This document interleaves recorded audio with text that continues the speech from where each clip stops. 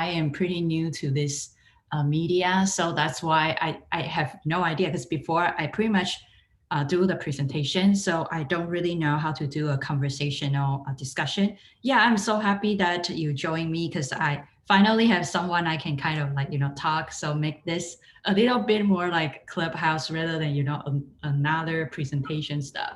So yeah, I mean, we can discuss news or anything. Yeah, today I read the news is it's called Tribeca Film Festival, brings back in-person VR and free outdoor events.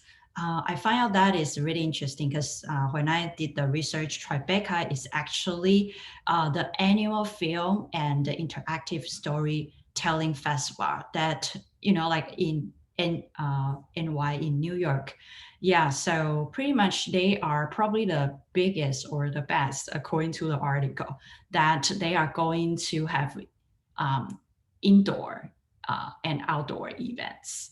Yeah, so it means that a lot of creative or a lot of artists they have a lot of like VR movies. Yeah, so pretty much I saw on their a website, the festival will be held on June 9th to 20th. So you can purchase the ticket online, and they have two types of ticket. One is in person ticket, so you might need to go to New York and participate at the VR festival in their buildings or in their facilities. But another one is at home, which means that you can wear your VR goggle and join the festival remotely. Pretty much, they will be showcasing a lot of artists' VR work. Yeah, so if you go to CNET, I think it's if you have computers in front of you, you can see Tribeca Film Festival bring back the in-person VR and free outdoor events. Yeah, so any feedback or anything you wanna commenting on this news? I was just looking at the article now, and it seems like a really cool thing. I was wondering it, how they would handle it, but then you mentioned with the pandemic, but then you mentioned you can pop on your VR goggles and still be there. And I think that's actually like beautifully ironic. That's kind of like the whole point of these realities and these experiences is you can create your own reality whenever and wherever. Time doesn't matter. So that's cool. I think I would definitely be joining in. Thanks for sending me this. I had no idea this was going on. And what's cool too is like, the VR space, it's a lot of it is interactive. Yes. And so seeing that, experiencing that, interacting with it in an art way, in a film way, Yeah. that's really something. So much of it is like game applications or build this or do that. But sometimes it's just cool to feel like you're underwater swimming with alien fish or something. Yeah, right. So yeah, I think this is pretty awesome because to be honest with you, yesterday I have a call in Art Center Clubhouse with a bunch of instructors, Art Center instructors.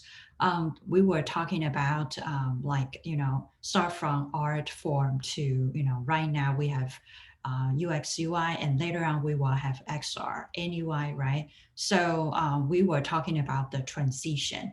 And then one of the instructor asked me a question that, because I'm more like, pro VR and AR.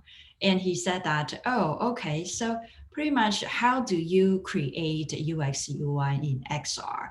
And it seems like, it's not comfortable looking at an interface in 3D space. And it's also like a lot of, like motion sickness, da da da da da da da. And yeah, I mean, what do you think of this? What will you answer for UX UI in XR? That well, yeah. What do you think?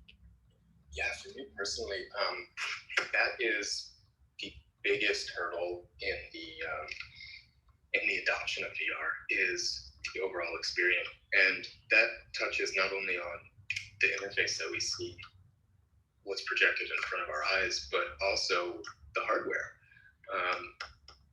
My Valve Index is heavy, and and I have to set up the beacons. You know, I got to plug everything in it, and I have to have a really nice computer in order to run all this stuff. And the barrier to entry, as well as the physical hardware and feeling that's a really negative experience. Yeah. And then once you're in VR world, how do you design for it, and menus and fine motor skills with the hardware that we have now, it can be difficult. You know, the Valve Index controller, as beautiful as it is, I can't. Well, I guess I can, you know, in like Half-Life Alyx, reach out and touch a menu item, but I still have to wear a controller. So where I see the adoption and you know, the advocacy picking up is once we have better hardware to limit that barrier to entry, so it's not as exhaustive of an experience, like physically exhaustive. Putting on the goggles, it's heavy, my neck hurts, you know, all of these does that make sense, Dominique? Oh, yes. Yeah. Because a lot of people, they feel like, yeah, because I told them that for me, pretty much when I, you know, when I wear VR goggle, I couldn't wear more than 40 or 30 minutes because I couldn't wear it too long. And then the interesting thing about this is that Magic Leap, yeah, there's an article about Magic Leap. Magic Leap CEO Peggy Johnson, a new headset is just a month away. And then in the interview with Protocol, she said that the headset, let me see. Okay, so they are going to make the Magic Leap 2, the new product, half of the size and about 20% lighter. Yeah, so people can wear it for all day. Yeah, what do you think of this news? This news is in Protocol. If you type Protocol, and the title is Magic Leap CEO Peggy Johnson said that a new headset is just a month away. Yeah, so yeah, Magic Leap is going to launch their Magic Leap 2, I think the first quarter of 2022. I think the first quarter of 2022 is not really a month away. It's probably a year away. So, but anyway, yeah, so they are going to make the Magic Leap 2 half of the size and 50% lighter. And they claim that you can wear it all day. What do you see? What's your comment about this news? You know, if they could make it, do you remember those Snap goggles from Snapchat? Oh yes, yeah, spectacle. So if they could make it like as light and as easy as that, so I could go to a festival and pop on my Magic Leap 2 glasses and, you know, have an extended reality from that current concert that's playing before my eyes, that would be an amazing experience, in my opinion. And to be able to get it that light with a better battery, to be able to be wearable and also culturally accepted, I think that would be great. Magic Leap has stood the test of time. You know, they're a decent company, and I'm excited to see what they come out with next. And I think making it lighter, making it smaller is a step in the right direction. Yeah, that's very true. And yeah, it seems like Magic Leap has some significant layoff last year, and they shut down its entire consumer business, and its headset sales were reportedly far below international projection.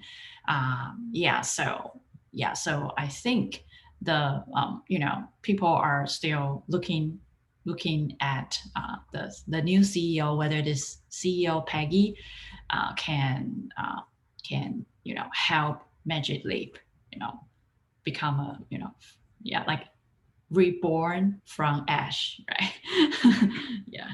Right, that Phoenix, yes. Yeah, the Phoenix. Okay, so the another news will be, okay, so it's in Nasdaq.com. NASDAQ Nasdaq.com. The title is called Virtual Reality is Where the Internet Was 20 Years Ago. And in this article, let me see, written by Jonathan Ovadia. It's a CEO of another, it's called X Lab. So he's a gamer. So he wrote this article in Nasdaq. So pretty much he kind of recall a little bit of history of internet and VR. So I find this article is very interesting because when we think of VR, we think of everything right now, but we haven't really looked back of whatever happened in the past. So briefly in this article, it says that the internet as we know it has been around for a little over 20 years now. Wow, it's only 20 years. I didn't even believe it. I'm much older than this. So, so it's like, wow. It's already around 20 years and it becomes so, I just moved to my new place and then I find out, without the, I find out that, oh my God, without internet, everything just start, getting really annoying because without internet, I couldn't even survive. So it's very interesting that internet just has been around for just 20 years. And let me see. So he said, he talks about the evolution of VR. The concept of virtual reality actually dates back to the early 1900s, as imagined by Stanley Wabon in his story. It's called Pygmalion Spectacles. It's kind of like the first novels that mention VR. So in his story, his vision of virtual reality machine was a shocking, just like a kind of like a precede the future. So he described a pair of goggles that puts on the character into a simulation fictional world. So pretty much he was the first one back in 1900s who wrote, someone wear a pair of goggles and go into the simulation world. So he was the first one who brought that up. And around 1955, which was 50 years later, there was another guy called Morton Heilig create another first VR machine and head-mounted display. So someone wrote a novel in 1900s, and then after 55 years later, someone made the first VR machine that was head-mounted display. And 10 years later, another guy created a modern concept of virtual reality, a virtual world that replicates the reality perfectly and was powered by computer hardware to keep it updated in real time. And back in 1990s, video game company Sega and Nintendo reveals their first VR game solutions, a headset and a 3D game console. So that's the kind of like the early concept around 1900s. And VR, like back in 2010, thanks to a college student named Palmer Luckey, he created the first prototype of Oculus Rift. And just 2 years later, he raised $2.5 million from Kickstarter campaign. Social media giant Facebook just bought Oculus Rift in 2014 for $2 billion, finally bringing virtual reality to the forefront of for the public. So later on, Sony started working on the PlayStation PSVR, and Google started releasing Google Cardboard. So it all happened, in 2010. In 2010, a college student just invent Oculus Rift. See, right now is 2021, right? It's like 11 years ago. The first Oculus Rift just was born. You see, it was like 10 years ago. VR was, officially born. And now look at VR right now. It's pretty amazing. yeah, so do you have any thoughts about the history or the internet and VR? Yeah, I do. It's I clearly remember those mornings and the afternoons when when I was like 10 and 12 or something like that, and the internet was still in its infancy, and you dialed up and MSN and Encarta and all that, and to see how far we've come in just a short time is really amazing. I didn't connect the dots until you just mentioned 20 years. Yeah. That's not that long ago. And I still remember playing with my Nintendo Virtual Boy, it was called. It was just basically a prototype of what we have now, what we could consider wireframes in the UX world of virtual reality, where it was like you put this big chunky thing, you put your face up to this big chunky thing that was sitting on a desk, and you had your controller, and you could see into a different world. And it totally encapsulated your vision, right? You couldn't see anything else. You could hear and you could smell, of course, and all that. And I think that was really, like the article mentioned, ahead of its time. Sega had something as well. But what we're seeing now is like we're there as far as, okay, now it's at the forefront of the market, right? Facebook finally. There's a lot of things to say about Facebook and how they've handled the Oculus situation, but at least it's now in the meta, right? It's in the hive. It's people are talking about it. People want it. People are doing it. But I think it's still in its infancy. I would agree with the article that it is just the beginning. We're at the baseline. If Virtual Boy were the low fidelity, now we have the Oculus that was high fidelity prototype, and now we're Valve Index, which is production. But it's just version 1.0.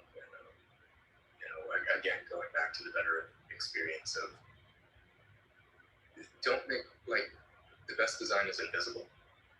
So I would very much like to see contact lenses where I can just pop them in, or have something snap onto my brain stem that controls my realities using my actual vision.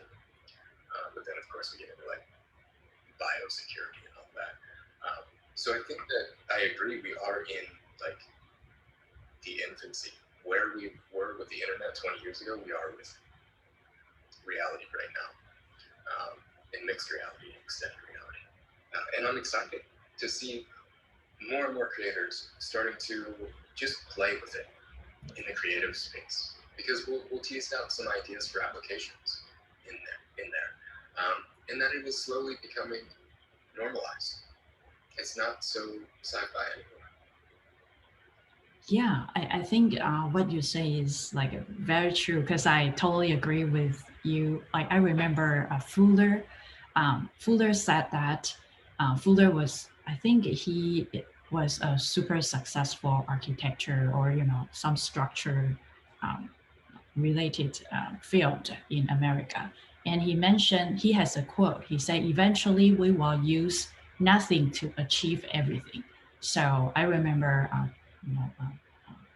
Elon Musk tweet one picture, which is a guy sitting something, right? And then driving something, but there's nothing in front. The guy just sit there and trying to drive something, right? And there's nothing, right? And he said, "This is the future Tesla." I think this is amazing, because the future Tesla actually, there's no forms, right? So everything is pretty much digitized, and probably just, you can feel like you are driving and maybe something will teleporting you somewhere, or you will feel you are going somewhere, but actually there's no form to take you to there. Yeah, which I think is so high level of, the interface, which you don't feel anything, right? And then you just achieve everything. So yeah, so I think, in the future, Because you see, like, I think GUI is like the 2D, two-dimensional world, right? And then three-dimensional world will be XR, AR, VR, MR, because it add like, like another dimension. And in the future, I would say maybe, Neuralink, right? Because I think Elon Musk is always two steps away from the, the world. I think XR is one step away from GUI, because XR pretty much, if you want a really good, experience in XR, you probably need NUI. What's NUI? Natural user interface. It means that, for example, like gesture control, voice command, iris control, or like brain machine interface. That's the more futuristic one. Yeah, so from those, for example, like we have haptic, touch or some other interface, and Apple just released, there's something called thermal touch, which using the heat map to detect the where your fingers touch the screen. So yeah, so I pretty much think that this is something that led us to get rid of the traditional visual UI. Because yesterday in our center talk, because our center, I would say, is still pretty much handcraft, really heavy academic or like art school. And during the talk, I remember some students were have some questions about, is graphic design the same as UI, or UI is different from graphic design? I was like, okay, UI is user interface. It is totally different from graphic design. Graphic design is visual, and user interface, it doesn't have to be seen. For example, like a VUI, you are speaking will be, will be directly become a interface. So for example, Alexa, turn on the light, right? So when you say that, and the light turn off, turn on, and then the words you should say becomes an interface to trigger the command. So you don't need any graphics behind it or any visual. So I was surprising that some art school students still think that, oh, the interface, like app design or web design is just another poster design, another graphic design. And yeah, I mean, if we use NUI, all the structure will be totally different, and a lot of redundant structure or research or information will be totally replaced or like reduced through all the natural user interface. What do you see that the transition? Oh, I think you bring up some really good points, especially about user interface. It doesn't have to be visual. And if we really want to have a fully immersive XR experience, we're going to have to think a little bit more than vision and sound. So like you were mentioning, touch, smell, I mean, all of the senses we're going to have to encapsulate in order to deliver a true another reality experience. And that's just new territory. I don't think people, especially in institutions who it's their job to, accreditize students using their, institutional learning and history and professors and everything. There's definitely some research that needs to be done before it gets trickled down into students who are thinking, okay, this is now the new UI. This is now how we're supposed to be thinking about interacting with machines. Does that make sense, Dominic? Oh yeah, I think UI is human machine interface, user interface, right? So it doesn't really have to be seen, or it doesn't have to be visual. For example, it can be audio feedback, right? And it can be I don't know, visual feedback is one of it, but it can be touch feedback. It can be I don't know, sound feedback, and any types of feedback, right? So if there is something that is the interface between human and machine, it can be, it's UI, right? So I think right now, because we are still in the traditional UX UI, and I know that UX UI, because people just think that, yeah, I mean, UX UI is something that is current, but they still couldn't really see that the NUI and XR is coming. And I kind of have the examples that is, Apple is going to launch their AR glass in 2022. So which means that, yeah, so pretty soon that you see like an iPhone, every iPhone launch is pretty much the same. It's just a better camera, better memory, that's it. And there's nothing new. So pretty much it means that the GUI, the hardware is already, to the maximum. So that's why you see Apple is start working on their AR goggle. It's interesting that Apple is always going to the market really late, but later on, once they enter the market, they pretty much occupy the whole thing, right? So yeah, that's one thing about Apple is that, yeah, they are really smart about learning all the stuff in the market, do all the research, and they will get the best practice and they will implement to their product. And once they launch, since iPhone is everywhere, and it seems like the AR goggle they launch, well, you need to pair up your iPhone. So yeah, so people might as well just buy the iPhone user might as well just buy the AR goggle. So pretty soon a lot of user like designers, since the hardware is different, designer need to switch their gears to VR, right, or like AR, more like 3D interface. And I want to ask you, have you ever done any like AR VR interface, and if yes, then how do you kind of execute those? I've done as far as prototyping goes, but nothing production. And those prototypes have been some under NDA. So I'll just talk about the experiences of, and to be honest with you, it's nothing short of, or it's nothing more than just like a terrain, and really being able to create your own virtual space. Think about it like a meditation space or something, where I can go and I can feel like, hey, this is my little area, something like Second Life or whatever. But I haven't really got out into the wild, any sort of experiences like that that we're talking about just yet. One project that I am working on is a side hustle.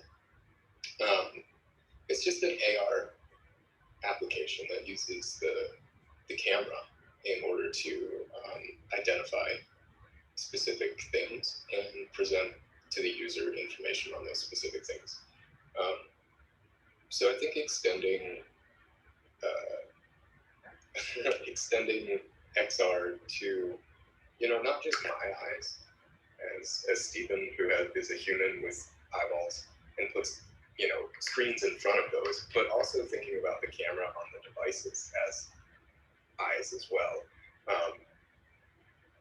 And that's kind of like where my head is at right now, because I think that's sellable. AR is easy right now for people to adopt and use.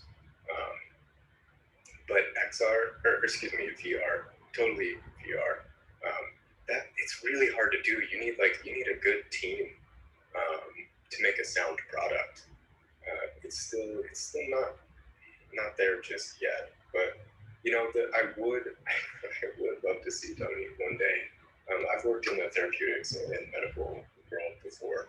I'm in cybersecurity right now, but one of the issues that we were addressing was suicide, and we had used natural language processing to accurately, with at least 93%, anticipate whether or not an adult was going to kill himself or not. Clinicians get it right 50% of the time. So what happens when a completer, someone who has taken their own life, doesn't exist in the world anymore? Well, that affects about 6 people. What if those 6 people got the opportunity to say goodbye, or say I'm sorry, or say those final words that they never got to say to that person? I'm so angry at you, whatever, what catharsis could we provide for them? And I think there's therapeutic application in being able to put on your headset and see a 3D model of that person who you have to say goodbye to, and interacting with them. We have LiDAR cameras on the back of our phones now. We have so many facial points. I mean, God, I don't know how much TikTok has just on individuals' facial points and, the way their body grows and shapes over time. But, we have the tech is basically to reconstruct people. And to be able to do that in a therapeutic way, a healthy way, in a guided way, to help people's lives, that to me is an experience, a wholesome experience. It's not just a user interface. Here, the UI is the person, and the experience is interacting with them in a virtual way, but still being able to handle that grief cycle appropriately, and being able to finally say goodbye. So those are some of the things that I've been working on, and have jostling around my head, as far as like where we can go. But again, it's like not until we get the tools to really make our experiences easy to design these experiences, it's just going to be that a really dense barrier to entry. Yeah, I think I think what you are doing is really meaningful, because I mean, I think VR, especially VR, can really help a lot of medical, or a lot of emotional relief, or guidance, give guidance for emotion relief, or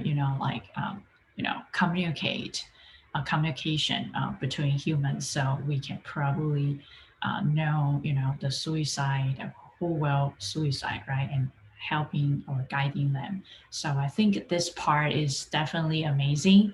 And then right now is 9:34 a.m. PST, and I really appreciate Stefan joining me, because I've been talking to myself for a long time, and I'm really happy that I kind of like talk to me, so I don't have to keep talking. As for me, I think this is a good thing, so I will keep doing it.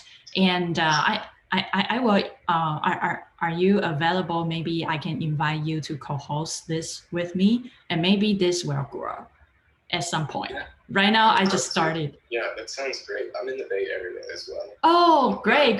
So I'm actually just right by the Levi Stadium. So super close, able to jump on at usually around this time, and it should be good for me. Okay, so I'd love to help. Yeah, and it's funny. I found you on Meetup, and then I saw you had like an app Clubhouse thing. Yeah. And it took me so long to get a Clubhouse invite, but yeah, you were the driving force for bringing me here. Oh, thank you so much. Yeah, I have no idea.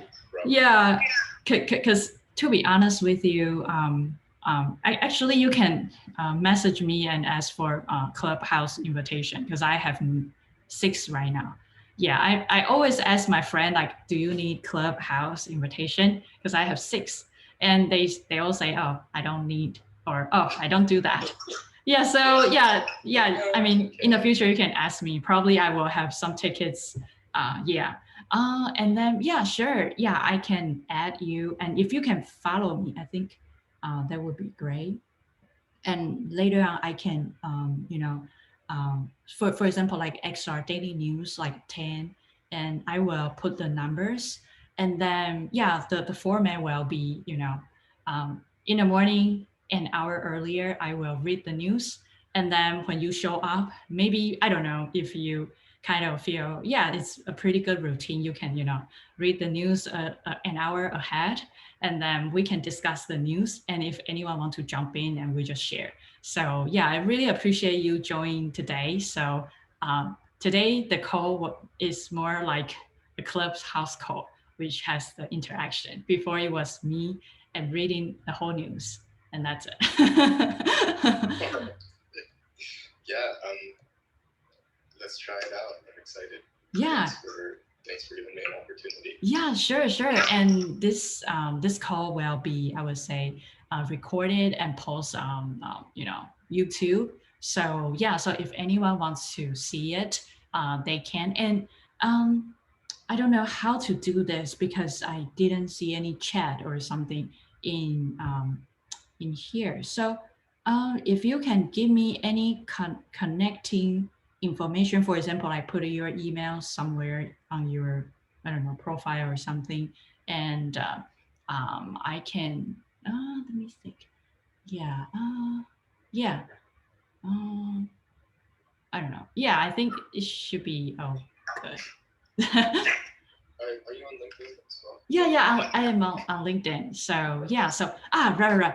I want to say that because my banner is only me. So if you can send me your profile image, then I can add your profile photo to the show for the hosting. So yeah, so it seems like there are more people, and it people will love to join a room where there are a lot of people talking, not just a person and trying to communicate with you, and people will feel scared. Before, I was trying to talk with the people who jump in the room, and later on they just disappear because people don't want to talk. So yeah. I got what you mean. Yeah. So yes. So yeah, maybe we can connect through LinkedIn. You just type Dominic Wu, and I think mine is pretty top because I was pretty active in LinkedIn. You should have an invite. Yeah. Cool. Awesome. Yeah. So yeah, send me your. Yeah. Great. I see you. Yeah. I'll just message you once we connect. That'll be a good start for our communication. Yeah. And then Great. I'll send you my phone number and stuff. Yeah. Great. Okay. Cool. And I will see you tomorrow at 9:00 PST, our time. All right. Cool. Take care. Yeah. Thank you so much. Yeah. Thank you. Bye.